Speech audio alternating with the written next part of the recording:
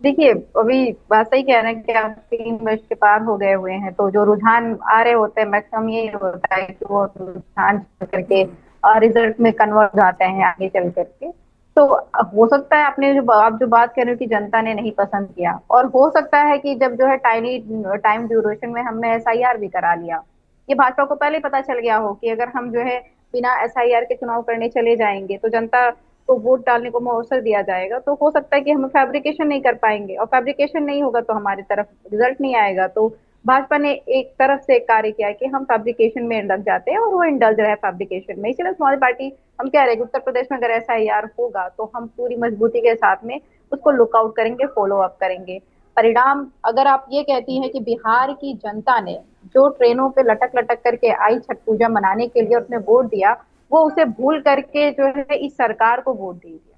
अगर आप ये कहती हैं कि जो एक हफ्ते में 20-20 पुल गिर गए, करप्शन के भेंट चढ़ गया बिहार, और उसको उसके बावजूद भी जनता ने जो है इसी सरकार को दोबारा वोट दे दिया।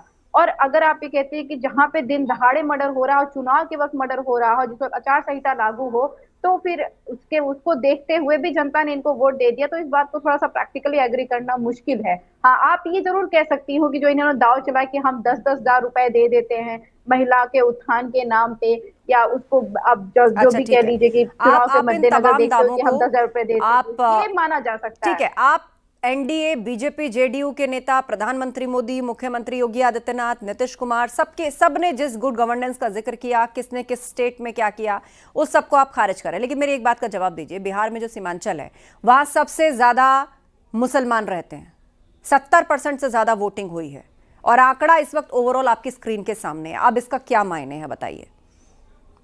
देखिए, वो वोटिंग तो आपने देखा होगा कि पिछले 2020 में जितनी हुई थी उससे ज्यादा ही हुई है। हम्म। 10% की वृद्धि पाई गई है, और दोनों जगहों पे पाई गई है, ऐसा नहीं कि किसी एक ही जगह पे पाई गई हुई है। तो आप इससे ये कह रही हैं कि नहीं मुस्लिम है तो इसका अनुमान लगा लीजिए, मैं कह रहा हूँ ना, आपने फैब्रिकेशन किया हुआ है, वरना आपको टाइनी ड्यूरेशन में करने की जरूरत नहीं पड़ती।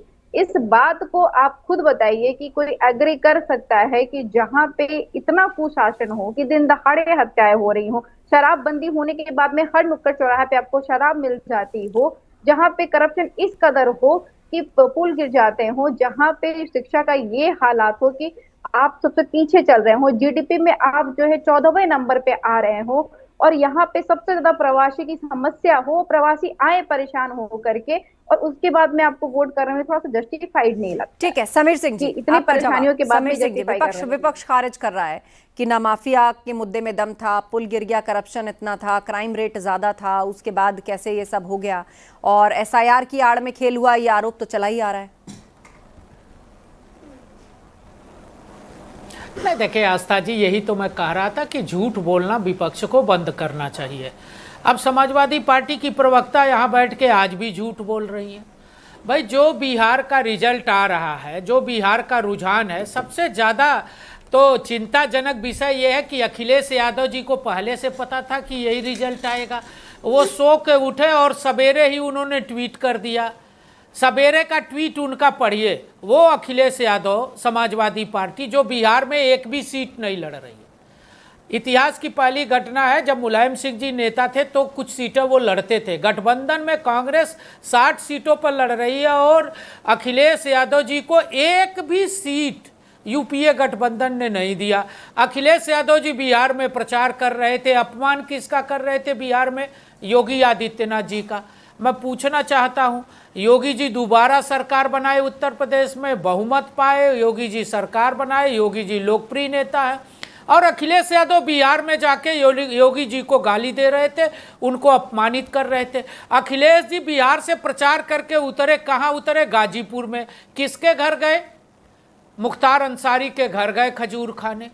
अरे भाई, आप प्रचार करने जाते हो, लौटते हो उत्तर प्रदेश की सीमा में, तो आप अपराधी के घर जाते हो खजूर खाने। ये उत्तर प्रदेश और बिहार की संस्कृति एक है, खान पान एक है, बगल पड़ोसी राज्य है। बिहार और उत्तर प्रदेश में कोई बहुत अंतर नहीं है आस्था जी।